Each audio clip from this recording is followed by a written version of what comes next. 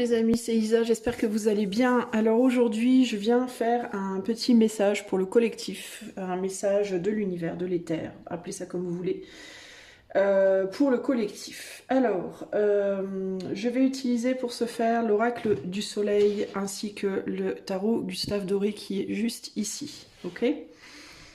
Allez, c'est parti. Quel est le message aujourd'hui? Message de l'éther pour le collectif. Qu'est-ce que l'on doit savoir aujourd'hui? Message de l'éther pour le collectif.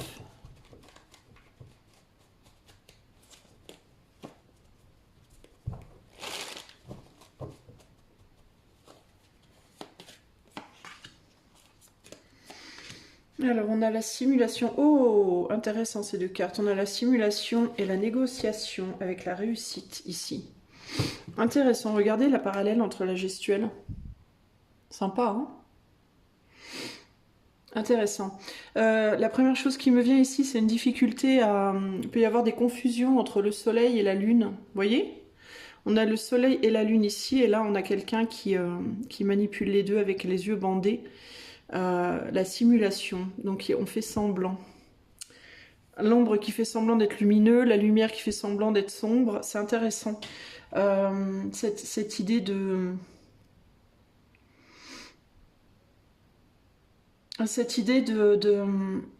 d'utiliser les choses sans vraiment se rendre compte de ce qu'on utilise. Mais moi, je le reçois plus comme un inversement. Il y a l'idée ici de contempler pour réussir, justement, parce que le nerf de la guerre, c'est la réussite de vos projets, la réussite de vos plans, la réussite de votre vie de manière générale. Il me vient vraiment cette idée ici de savoir reconnaître l'ombre dans la lumière, mais aussi... Enfin, la lumière dans l'ombre, mais aussi l'ombre dans la lumière. C'est-à-dire que le sujet étant ici de comprendre que parfois les choses qui peuvent sembler bonnes ou positives de prime abord sont pas forcément bonnes ou positives dans un premier temps. La réussite d'un, je sais pas moi, la réussite à un examen, la réalisation d'une relation amoureuse, l'obtention du boulot que vous voulez, etc., etc., peut vous paraître comme étant une réussite, une chose positive, alors que c'est pas forcément positif. C'est-à-dire que aussi bien que les choses qui sont difficiles dans la vie peuvent nous mener sur des révélations, peuvent nous mener à des révélations et à des compréhensions et à un renforcement de soi, autant les choses belles et faciles peuvent mener aussi à des zones plus sombres. Par exemple, une rencontre amoureuse qui peut paraître parfaite et merveilleuse peut vous mener à un enfermement, peut vous mener à vous enfermer dans un rôle qui peut-être n'était pas censé être le vôtre, peut vous mener à fonder une famille et à vous retrouver, entre guillemets, je dis bien entre guillemets, bloqué dans un style de vie qui peut-être n'était pas votre destin. De la même manière, une liberté, le fait d'être célibataire, vous êtes un ou une grande célibataire endurcie, c'est ce que vous vouliez toujours, vous êtes très heureux de ça, peut-être que vous êtes destiné à avoir une famille en réalité. Vous voyez ce que je veux dire? Le travail que vous pensez être de vos rêves n'est peut-être pas le bon travail pour vous dans cette vie. Enfin, vous voyez, il y a l'idée ici de bien faire la différence entre ce qu'on pense qui est bon et ce qui est vraiment bon, ce qu'on pense qui est mauvais, qui est vraiment mauvais, et aussi de comprendre que il y a aussi ici pour moi l'idée de entre ce qu'on veut faire et ce que l'on doit faire, il y a une marge.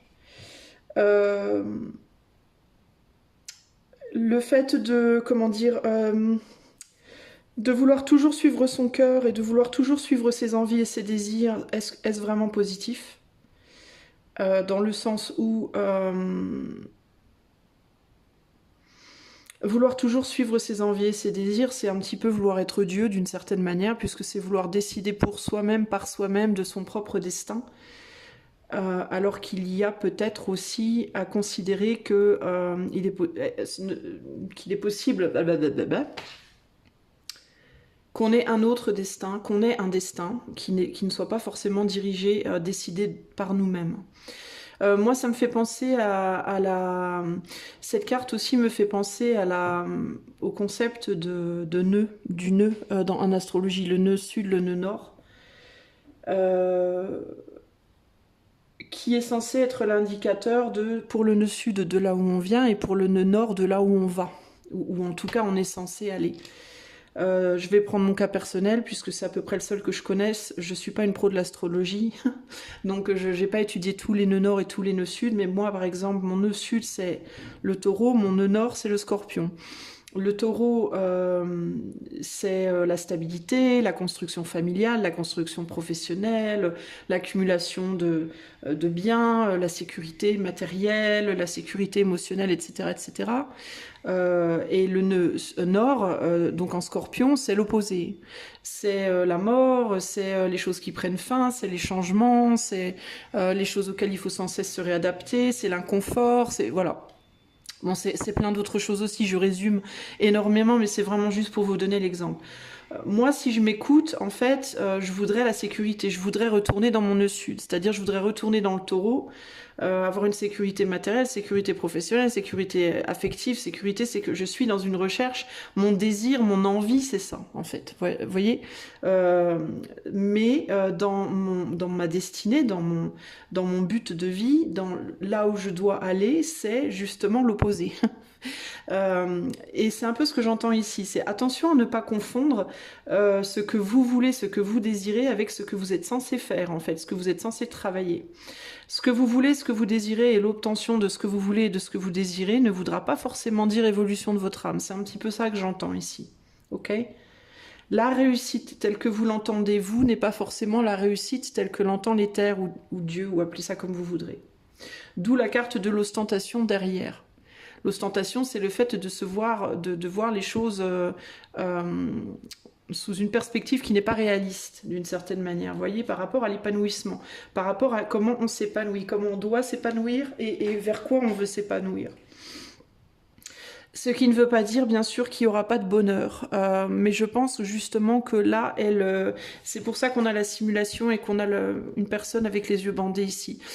C'est que on peut confondre justement un bonheur, le bonheur d'arriver à atteindre son désir avec une espèce de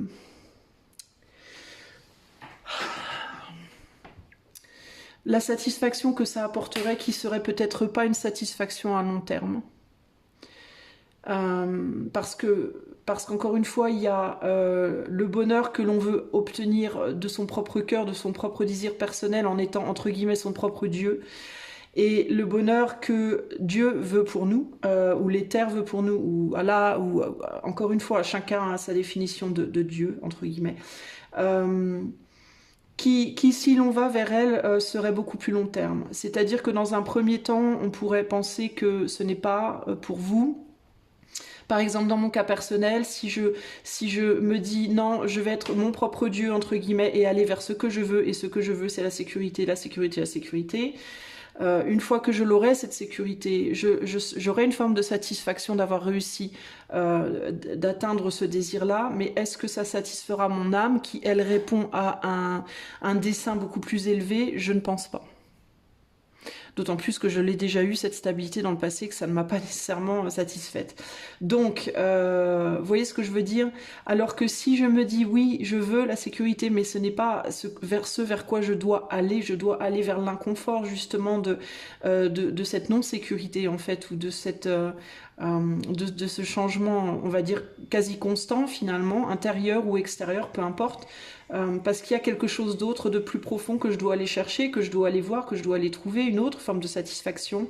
Je sais que si j'ai réussi ce plan-là, c'est-à-dire me détacher de cette recherche absolue, de cette volonté de confort, dans mon cas personnel, pour vous évidemment, selon vos nœuds, ça sera différent de moi, alors je finirai par trouver aussi une récompense, une réalisation, mais elle sera beaucoup plus profonde, beaucoup plus long terme, parce que ce ne sera pas une réalisation de mes propres désirs personnels, mais ce sera la réalisation de l'éther pour moi, et donc ce sera beaucoup plus profond.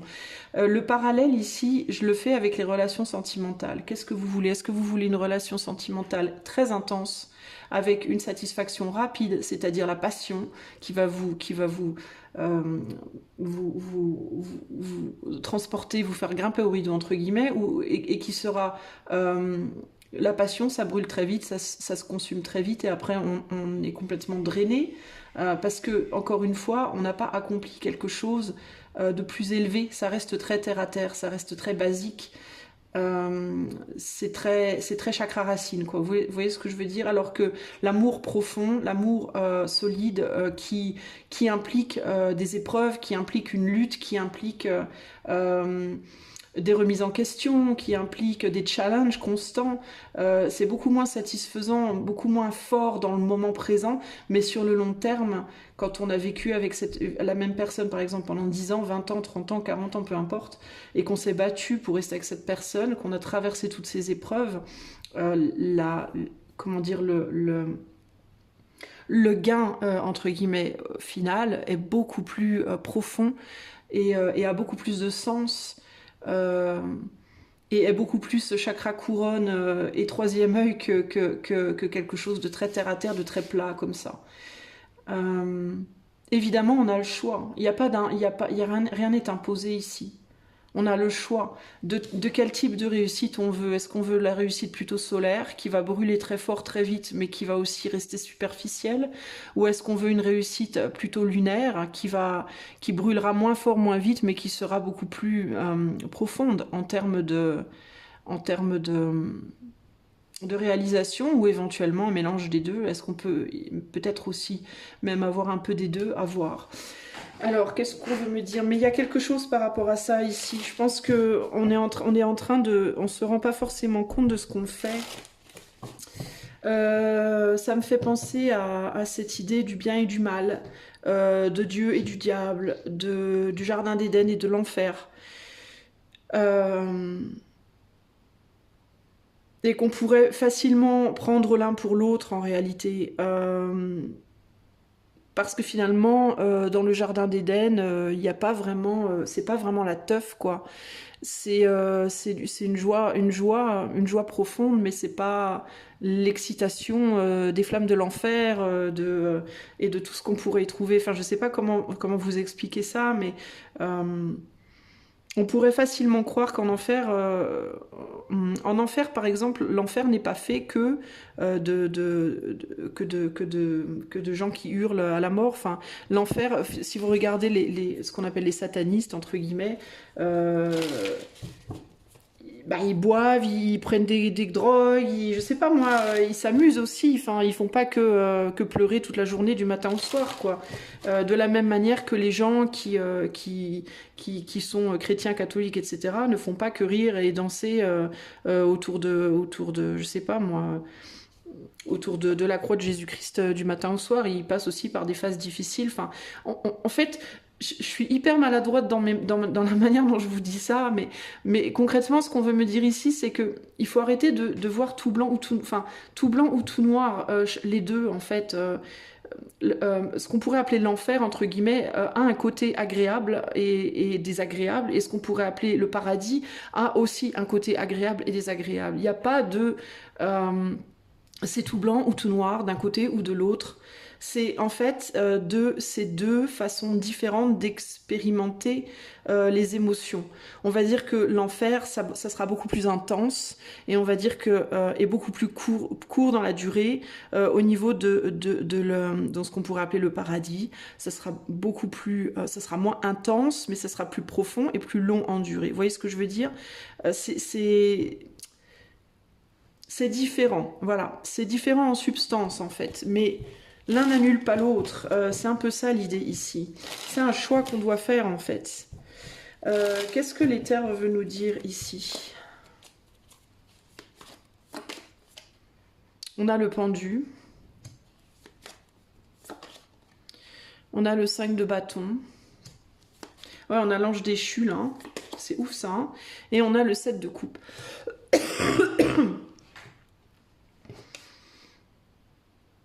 Et on a des diables là sur les dés, intéressant. Derrière l'ange qui paraît être entre guillemets un bon ange.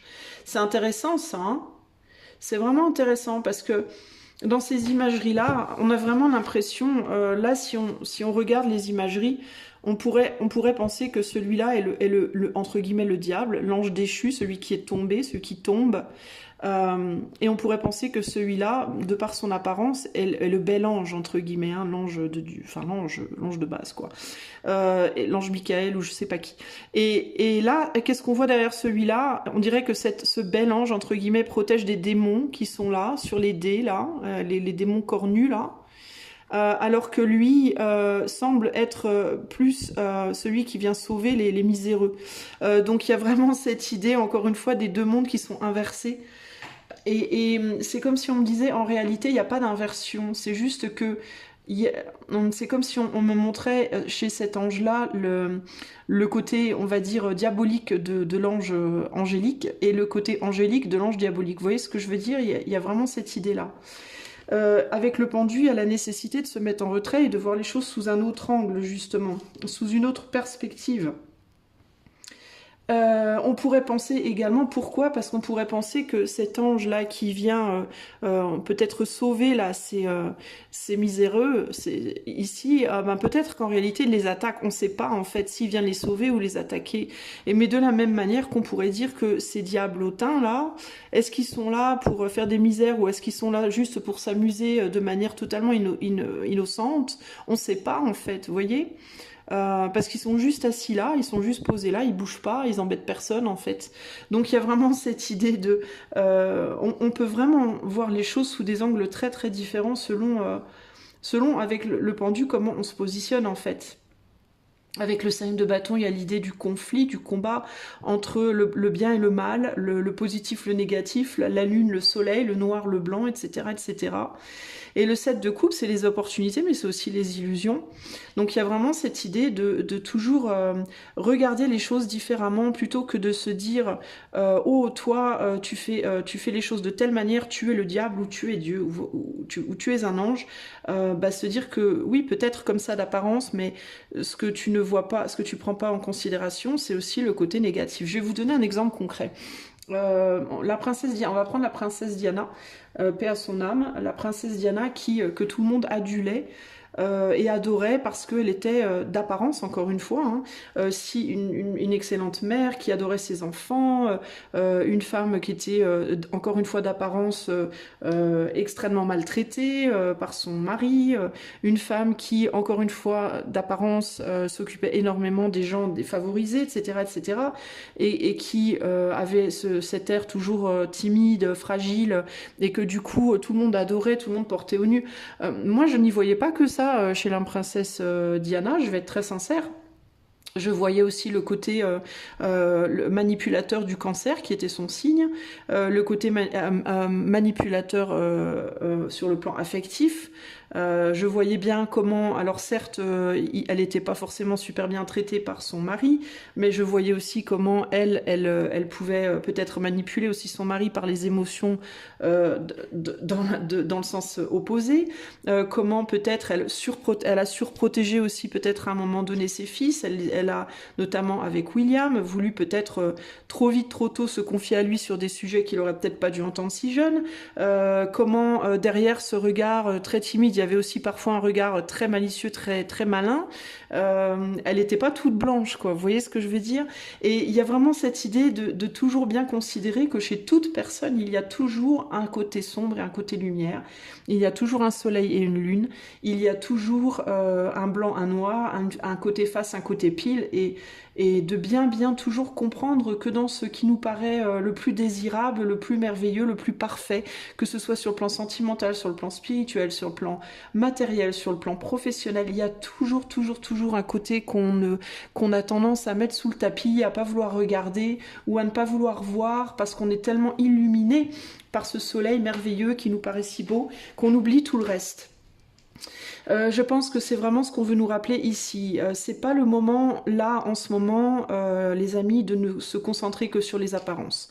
C'est le moment d'aller voir au-delà, au-delà des apparences. Et pas seulement par rapport à ce qui nous paraît louche, mais par rapport à vraiment tout. C'est-à-dire que cette vie merveilleuse que tu veux, ce boulot parfait que tu souhaites réaliser, cette histoire d'amour que tu imagines idéale pour toi, etc., etc., etc., etc. Peut-être que c'est le moment maintenant de te poser et de te dire quel serait le côté négatif de cette histoire d'amour. Si je l'avais, quel serait le côté négatif, le côté moins glamour de ce boulot parfait? Quel serait, vous voyez ce que je veux dire? Un exemple concret que je peux vous donner, c'est... un exemple concret que je peux vous donner, c'est par exemple le boulot. Voilà, moi je vous donne mon exemple encore personnel parce que c'est le meilleur exemple que je puisse vous donner, je le connais très bien. L'idée de vouloir créer son auto-entreprise, faire le métier qu'on aime, c'est magnifique, voilà. Moi j'ai toujours voulu un métier qui ait vraiment du sens pour moi. J'ai fait plein de métiers avant de faire mon métier présent. J'ai fait de la vente, j'ai fait du service client, j'ai fait de la réservation j'ai travaillé pour Canadian Airlines, pour American Airlines, pour IBM, pour Microsoft, j'ai fait plein de boulot. J'ai fait agent technique, agent de support technique, j'ai fait tout un tas de trucs. J'ai vendu sur des marchés, qu'est-ce que j'ai fait d'autre? J'ai vendu des appartements, j'ai fait tout un tas de trucs, ok? Et à chaque fois, je me suis dit, mais ça n'a pas de sens, ça n'a pas de sens. Je voulais un métier qui ait du sens, qui ait du sens, qui ait du sens.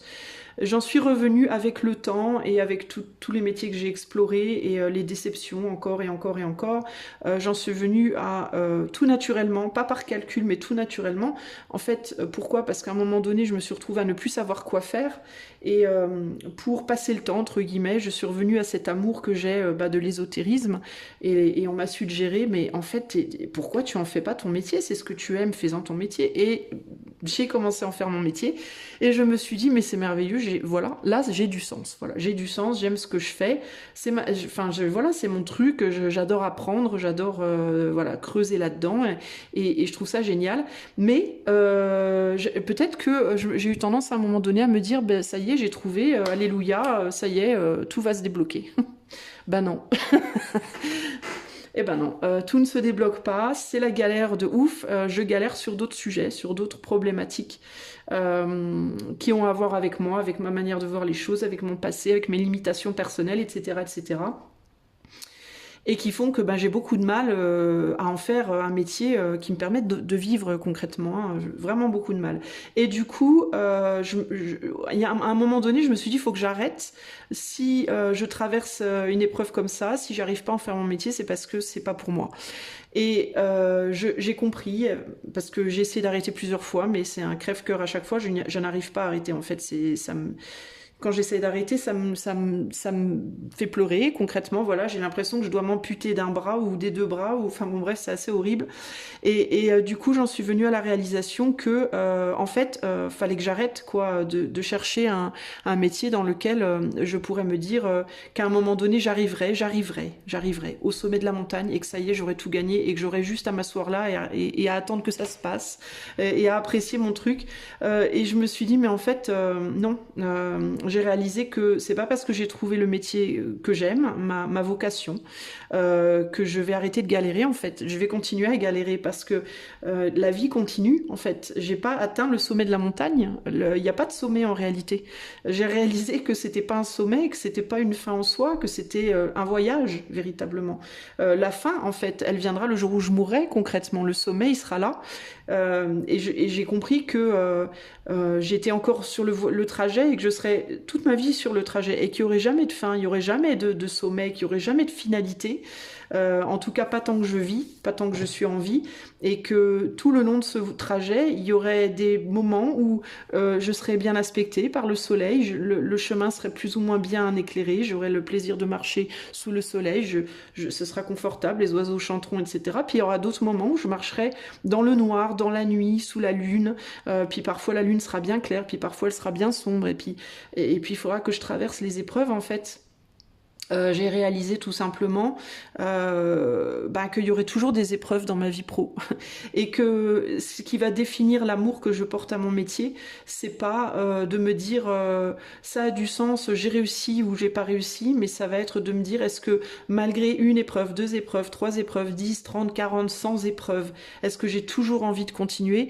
À l'heure d'aujourd'hui, oui, voilà, il n'y a pas d'autre possibilité pour moi et c'est ça qui me fait définir véritablement si c'est ça ma vocation. Et en fait, encore une fois, c'est ça ma vocation maintenant. Ça ne veut pas dire que ce sera ma vocation dans 10 ans, j'en sais rien. Parce que peut-être que dans 10 ans, j'en serai à ma 150e épreuve et qu'à la 150e épreuve, je me dirais, bah, c'est plus ça. Ça l'a été, mais ça l'est peut-être plus aujourd'hui. Je ne sais pas en fait. Parce que, encore une fois, il n'y a pas de finalité, il n'y a pas de sommet. Voilà. Et le message qui me vient là, c'est vraiment ça en fait, les amis. C'est que ce soit par rapport à votre travail, à votre vie sentimentale, à votre vie spirituelle. En fait, je pense que notre problématique en tant que collectif, en tant que société aujourd'hui, c'est qu'on est tous à la recherche du sommet. On est tous à la recherche du Graal. Ce moment où on va se dire « Ah ah, ça y est, on a réussi ». Ben non, en fait. On va réussir plein de choses. On va réussir une formation, on va réussir un enfant, un mariage, on va réussir par des actes, on va dire, concrets dans la matière, on va passer une bague au doigt, on va acheter une voiture, ça c'est des réussites, mais la réussite de notre vie amoureuse, la réussite de notre vie pro, la réussite de notre vie spirituelle, elle va pas se définir par une bague, elle va pas se définir par une voiture, elle va pas se définir par un trophée, ça va pas se définir par une reconnaissance, ça va se définir par est-ce que tu vas continuer malgré tes épreuves ou pas. En fait, c'est ça qui va définir la vraie réussite d'une vie, entre guillemets. Je pense que alors ça veut pas dire évidemment qu'il faut négliger les petites réussites et qu'il faut pas se réjouir des petites réussites. Je pense que c'est pas ici un appel à arrêter de vouloir avoir des trophées et des bagues et c'est pas ça. C'est ok les trophées, les bagues, machin, c'est chouette, c'est bien, mais c'est comme s'il y avait des layers, des couches différentes, des perspectives différentes. Il y a la petite bague et puis après il y a la réussite, je sais pas, d'une année ensemble et puis après il y a la réussite de 10 années ensemble et puis après il y a la réussite de toute ta vie ensemble et c'est comme s'il y avait des réussites à différents levels, différents niveaux et c'est comme si ce qu'on disait c'est est-ce que tu veux te contenter du premier niveau, c'est-à-dire de la petite bague, ou est-ce que tu veux aller plus loin dans ta réussite en réalité, tu vois. Il y a le besoin en gros de faire la parallèle entre la réussite d'une chose dans ta vie et la réussite de ta vie en fait, qui ne passe pas par une chose, mais qui passe par j'ai tenu le coup tout le long. On veut peut-être aussi ici nous rappeler que réussir sa vie, c'est pas se marier, c'est pas avoir un boulot, c'est pas avoir de l'argent, mais c'est peut-être juste ne jamais avoir baissé les bras en réalité. C'est peut-être juste avoir continué à lutter. Peu importe les réalités ou les illusions, peu importe si on est sous le soleil ou sous la lune, peu importe si on se plante ou si on y voit clair. Je pense que réussir sa vie, c'est juste ne pas baisser les bras et continuer d'avancer et continuer de traverser les épreuves, même si c'est pas facile. Et comment continuer à traverser les épreuves? En comprenant que on n'est pas là en fait pour se faire bronzer toute la journée quoi. Se faire bronzer c'est censé être un plaisir agréable de temps en temps et d'ailleurs si on se faisait bronzer toute la journée, tous les jours de notre vie, un, on cramerait, deux, on se ferait chier et trois, on aurait un sentiment de ne servir absolument à rien et puis on se finirait par s'ennuyer terriblement. Ce qui rend la vie intéressante, ce qui rend la vie entre guillemets palpitante, c'est justement les épreuves, c'est justement le truc qui va venir nous emmerder quand on veut se faire bronzer. Et alors moi je dis ça, je suis blanche comme du lait et je déteste me faire bronzer. Alors comme ça. C'est parfait. Vous voyez ce que je veux dire les amis ? Donc par rapport à notre vie actuelle, par rapport aux épreuves qu'on traverse, parce que Dieu sait qu'en ce moment on traverse énormément d'épreuves, chacun à son niveau, chacun dans des domaines, dans des domaines particuliers, il y a vraiment cette idée de se poser les questions. Vraiment quel genre de réussite vous cherchez, comment vous définissez les réussites, est-ce que vous avez bien appris à regarder les deux côtés des pièces toujours, parce que c'est vraiment le conseil que je ressens le plus fort ici, c'est regarder toujours les deux côtés des choses, toujours. Ne considérez jamais juste l'ombre pour l'ombre ou la lumière pour la lumière, mais comprenez que la lumière est faite aussi d'ombre et que l'ombre est faite de lumière. Il y a les deux, en fait, c'est indissociable. C'est indissociable. De la même manière qu'il y a deux côtés dans votre être, dans le corps, on a deux bras, on a deux jambes, on a deux yeux, on a deux seins, on a deux fesses, on a deux pieds, etc., etc. On est divisé. On a un côté sombre, un côté lumineux, le côté gauche, le côté droit. On a souvent même un côté de notre corps qui est un tout petit peu plus volumineux que l'autre. Les femmes sauront avec leur poitrine. Il y a souvent un sein qui est un petit peu plus gros que l'autre, etc., etc. Il y a une différence, il y a une polarité. On n'est pas égal complètement. Et il y a toujours cette recherche perpétuelle de devoir équilibrer, équilibrer, équilibrer. C'est en nous déjà en fait à la base. Et il faut vraiment s'en souvenir. C'est déjà en nous. Et tout ce qui est en nous se répercute à l'extérieur. Donc si on a ces côtés-là à l'intérieur, ils vont automatiquement, ils seront aussi chez les autres et ils seront dans tout ce qui nous entoure. Et c'est juste normal en fait, c'est juste la nature. Pardon. Et il y a un besoin véritablement de comprendre ça et de comprendre que même la réussite, l'idée même de la réussite a un côté sombre. La réussite paraît extrêmement, quand on vous dit réussite, ça paraît tellement, tellement positif. Mais il y a des côtés sombres à la réussite aussi. Il y a des côtés sombres en tout, parce que quand on réussit quelque part, on perd ailleurs. D'accord? Si tu réussis ton mariage avec cette personne, tu perds l'occasion de te marier avec cet autre. Si tu réussis dans ce boulot, tu perds dans un autre, etc., etc. Il y a toujours une perte, un gain, peu importe ce que tu fais, peu importe dans quelle direction tu vas te tourner. Donc ici, il y a peut-être le besoin de vraiment réfléchir à qu'est-ce qui est finalement le plus enrichissant aussi. Est-ce que c'est la facilité ou est-ce que c'est le fait d'aller un petit peu se battre pour quelque chose qui est un peu plus challengeant aussi? Tu vois, il y a plein de choses comme ça à réfléchir ici. Je ne vais pas rajouter de cartes parce qu'on me dit que c'est tout. Je voulais juste donner un message rapide aujourd'hui. Ici, regardez ce qu'on a en dos de jeu, c'est quand même fort en chocolat. On a la tempérance. Et qu'est-ce que c'est la tempérance? Ben, c'est l'art d'égaliser les deux côtés. Voilà. C'est l'art de maintenir l'équilibre entre la lumière et l'ombre, côté face, côté pile, etc., etc. Qu'est-ce qu'elle fait, notre tempérance ici? Elle regarde la réussite, elle regarde derrière elle aussi peut-être ses réussites passées. Mais alors qu'est-ce qui se passe aussi? C'est qu'il peut y avoir aussi un conseil ici de attention à ne pas regarder trop derrière vous, est-ce que vous avez réussi ou raté, parce que pendant que vous êtes occupé à regarder derrière vous, est-ce que vous avez réussi ou raté, vous faites pas gaffe à ce que vous faites, en fait, vous faites pas attention à ce que vous tenez dans vos mains à l'heure d'aujourd'hui, qui va contenir un potentiel avec l'eau qui va couler dans la jarre, là. Il y a un gros potentiel à remplir et vous faites pas gaffe. Vous êtes concentré sur des choses du passé qui sont stagnantes, qui sont fixes, qui sont inchangeables, comme cette statue-là. Vous voyez? Et vous faites pas gaffe à ce qui vient vers vous aussi, à ceux que vous allez devoir affronter dans votre futur aussi. Cette reconnaissance que vous cherchez, ce Graal, ce sommet, entre guillemets, ce fameux sommet avec le chevalier de Pentacle que laborieusement vous essayez d'atteindre, bah vous y faites pas attention parce que vous êtes trop préoccupé sur vos réussites ou vos échecs passés. Ok? Donc attention aussi à ça. Et encore une fois, c'est valable dans tous les domaines de votre vie. Les amis du collectif, hein, donc tous les amis, c'est vraiment ça l'idée ici, ok? Ne rejetez pas, ne repoussez pas, aussi j'entends, les occasions, les choses, les personnes, les événements qui viennent vous challenger, justement. Les personnes qui viennent vous dire des choses auxquelles vous ne croyez pas. Les événements qui se passent dans votre vie qui viennent vous emmerder alors vous êtes occupé à autre chose. Une fois, j'ai entendu une phrase qui dit « La vie, c'est ce qui se passe quand on est occupé à faire d'autres plans ». Et j'ai trouvé cette phrase absolument magnifique. D'ailleurs, je crois que ça va être le titre de la vidéo. La vie, c'est ce qui se passe quand on est occupé à faire d'autres plans. Pourquoi? Parce que c'est ce qui vient vous faire chier quand vous êtes occupé à essayer de construire quelque chose. Ça, c'est la vie. Parce que la vie, c'est le perturbateur. La vie sur l'écran à l'hôpital, c'est pas la ligne droite qui fait pout, qui est toujours pareil, qui est imperturbable. Ça, c'est la mort, ça, les amis. La vie, elle fait tic, tic, tic. Il y a toujours un truc qui vient faire chier. On peut pas être tranquille, il y a toujours un truc qui vient vous emmerder. Ça, c'est la vie. Donc si vous rejetez ça, si vous rejetez la vie contraire, si vous rejetez la perturbation, si vous rejetez l'événement qui va vous emmerder dans votre vie, vous rejetez la vie concrètement. Vous rejetez le challenge, vous rejetez le truc qui va venir vous donner un coup de pied alors que vous êtes sur la plage en train de vous faire bronzer, puis qui va vous foutre du sable dessus, qui va vous forcer à vous lever et qui vous rappelle entre guillemets à la vie. Justement, on vous rappelle à la vie. Arrêtez de vous de dormir sur votre plage, même si c'est très très agréable.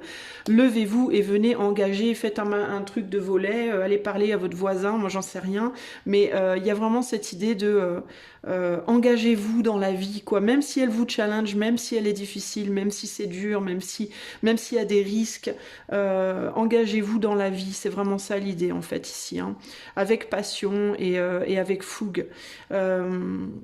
Challenger le côté positif des choses, challenger le côté négatif des autres, challenger les choses en réalité. Et c'est ça aussi qui vous permettra de faire la paix avec vos démons intérieurs également, hein.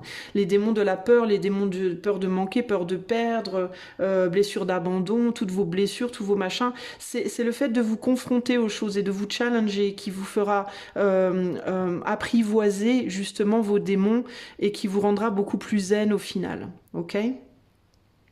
Qui vous rendra beaucoup plus zen, qui vous permettra de trouver la paix par rapport à votre passé et qui vous permettra de vous concentrer sur votre futur. Voilà les amis, votre petit message, j'espère que cela saura vous trouver. Si vous voulez des consultations privées, sachez que je fais des consultations sur Don, le lien est dans les commentaires de la vidéo. Alors par contre, je me suis rendu compte d'un truc aujourd'hui, que je vais corriger, mais c'est pas encore corrigé, donc au cas où, c'est que quand on clique sur le lien, vous allez arriver sur la page du livre d'or, parce que sur mon site, j'ai merdouillé et j'ai inversé la page d'accueil avec la page de contact, donc je sais pas comment j'ai fait, mais j'ai tout mélangé. Les pages sont mélangées, donc il faut tout que je refasse. Donc, mais vous avez les onglets, et vous pourrez aller sur la page d'accueil pour faire votre demande de consultation. Tout est là si vous voulez, c'est juste les pages, le lien d'accueil est mal foutu. Bref, voilà. Et puis si vous aimez mes vidéos et mes guidances, bah, n'hésitez pas à liker, partager, vous abonner, commenter. Ça m'aidera vraiment par rapport à YouTube. Moi je vous fais des gros bisous et je vous dis à très bientôt. Ciao ciao.